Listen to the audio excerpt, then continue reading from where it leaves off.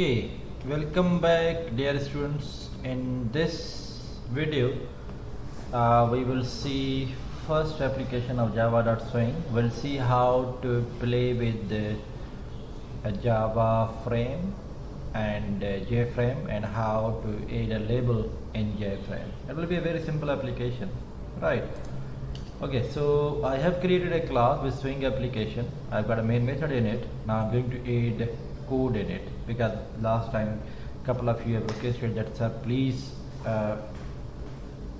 complete coding in the video rather than just execute it. So that's what I'm doing this time. So we have got swing application. So this is a constructor, and this constructor, what I'm going to do, I say JFrame frame equal to new JFrame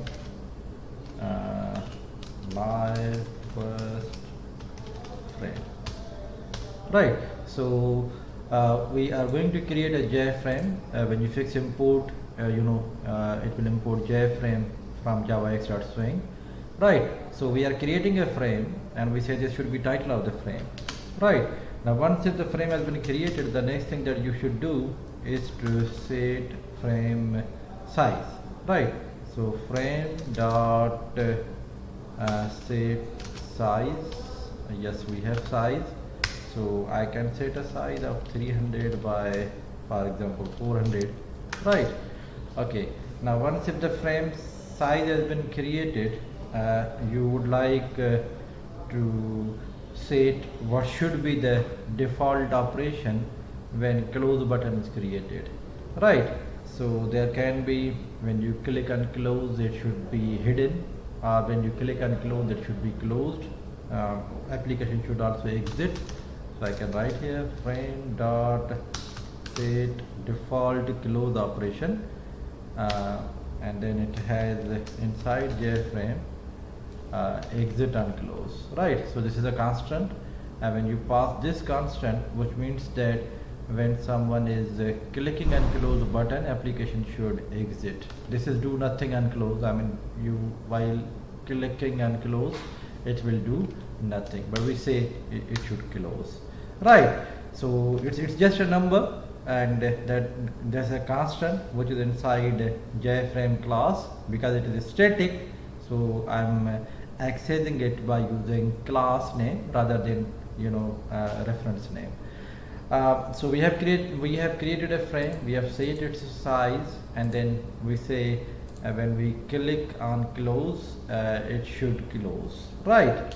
And then finally you need to set visible true, because otherwise it won't be visible, right? So set visible true. Okay, now we have done nothing, we have just created a frame. Now here what I'm going to do, I think we have swing utilities dot swing utilities, I think invoke, yes, invoke later, it's a method, and then in this I say new runnable, and then inside this I have new runnable, and then public void run. Inside run method I'm going to do new swing application, right?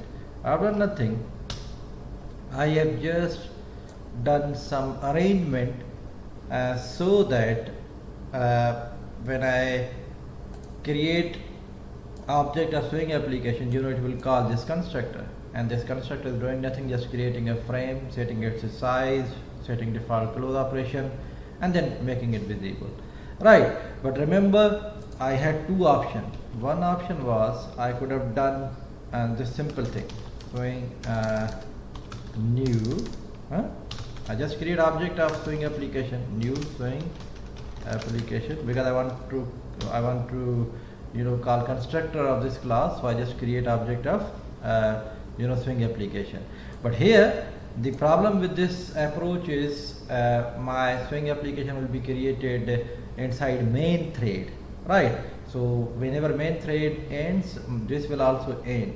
But if you say no, if you want that no, there should be one main thread, and in parallel I would like to create another event thread. They call it event thread, and that event thread your application should be running, which should be independent of the main thread. Then Java Swing provides this facility. It has got Swing utilities class in which it says invoke later, which means that even when main thread ends, this application should be continuing, because it's a kind of frame, and you would like that frame to be receiving events, right? If it has got buttons, it has got a lot of other components, so you would like that those should be generating events even when the main thread is ended, right? So you would like that this thread which actually runs your frame, it should end when frame closes, right? So that is the reason why we are running it in a separate thread. So you can see here we say invoke later, and we are passing a thread. This is anonymous class which implements runnable. We have already seen how anonymous classes are. So here we have got an anonymous class which implements runnable, and when that anonymous class implements runnable, you know that you need to override run method. So we are overriding run method, and inside run method we are doing nothing, we are just creating new Swing application, right? So don't get frightened, don't get afraid about is Swing utilities. It is just a class. In that class we have got this invoke later method. This method expects object of runnable. So we are going to create an anonymous class which is implementing runnable, and inside that we have got this run method. You know that when you implement runnable, you have to override run method.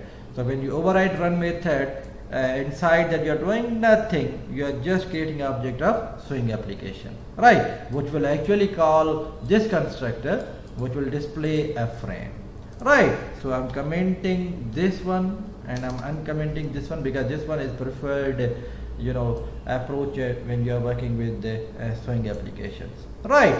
Now when I run this program, you can see here this frame has been created, right? This simple frame has been created, and when I click on close, this thread will end, and when this thread ends, my program also ends, right?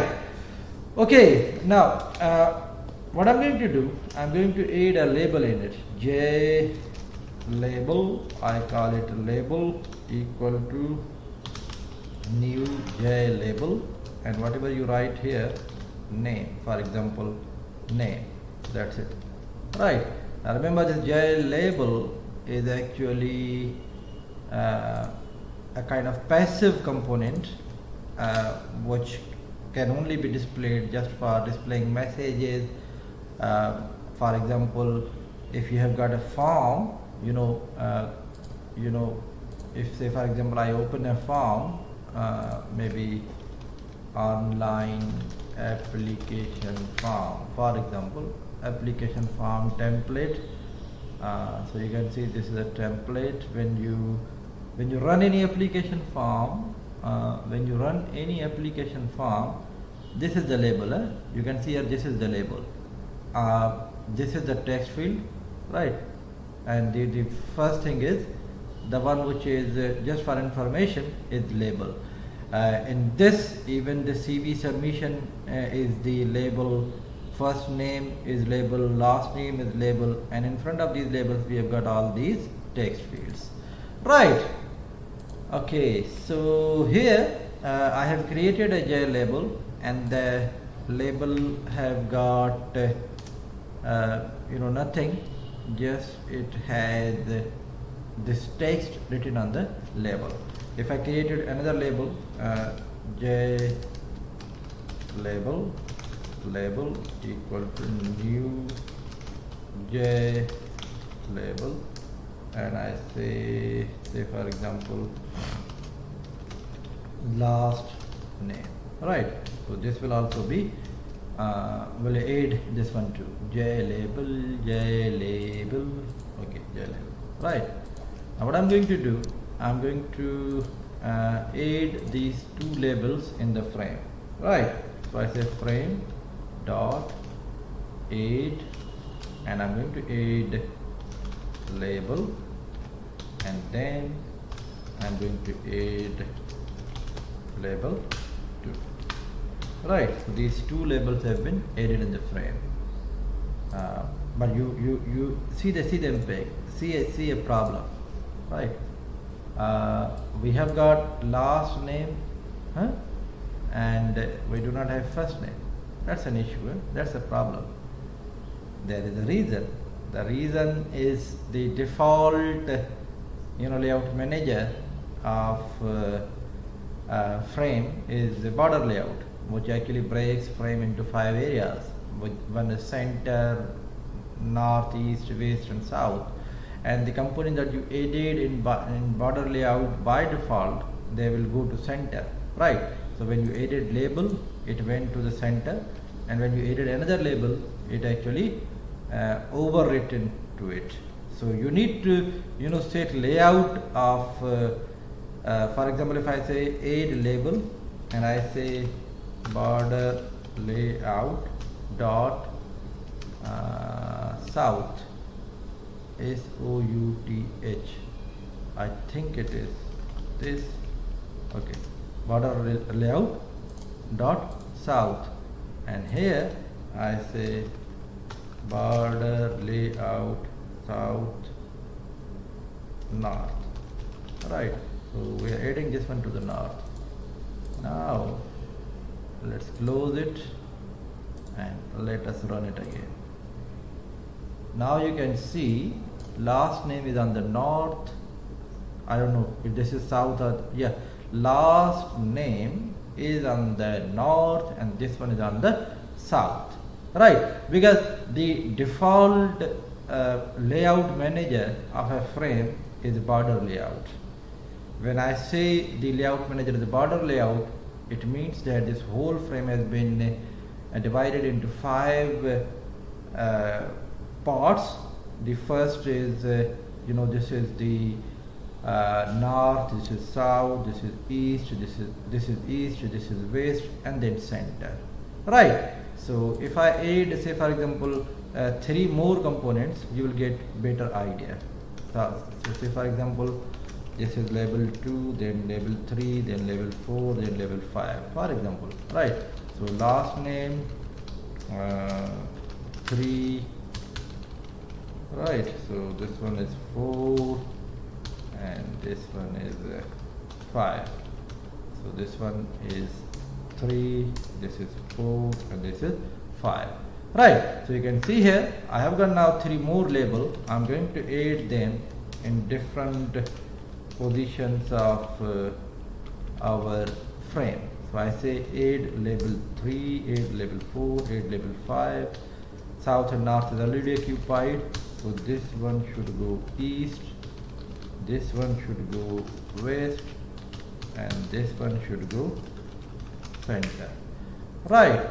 So all these are the constant inside class border layout, and border layout is coming from AWT. You will see that it has been automatically imported. It is coming from Java.awt, right? Because these layout managers are still part of AWT. They are not in Java.swing, they are in Java.awt.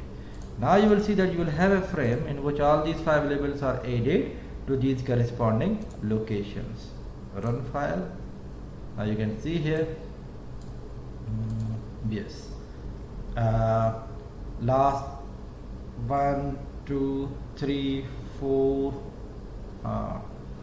yeah, 5. This is center. This is on the center. Believe me, this is on center, because it usually breaks like this, and then this whole part is actually center. So this is the at the start of the center, right?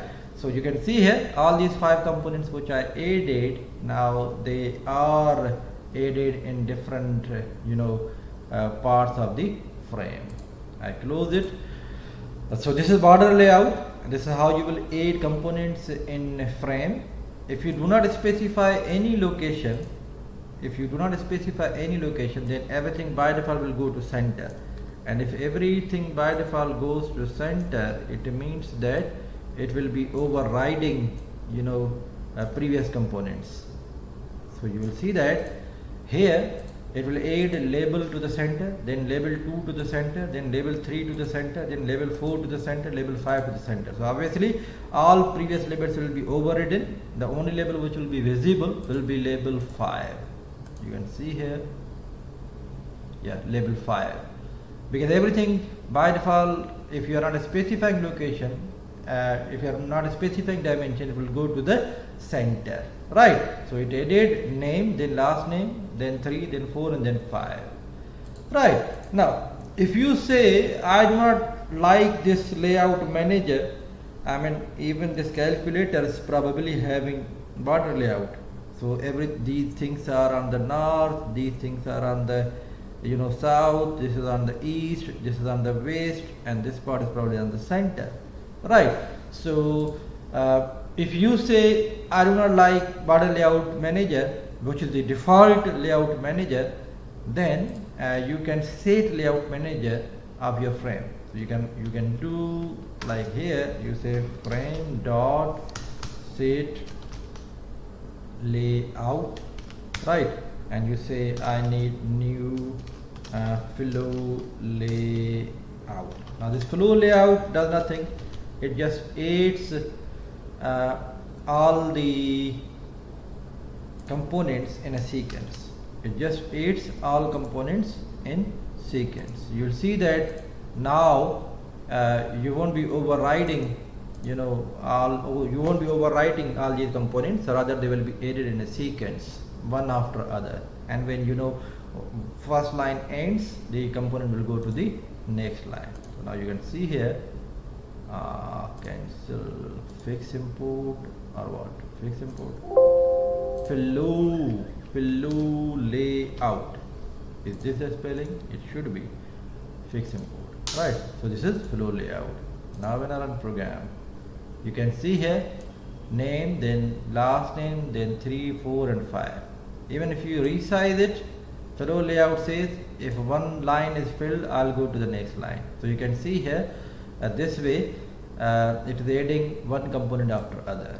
Previously the layout manager was a border layout, which actually broke your frame into 5 parts, but flow layout says give me components, I will add them in sequence the way you have been adding them to, right? So you can see here in this simple example we saw how to create a frame, how to run it, and then how to add different components in the container.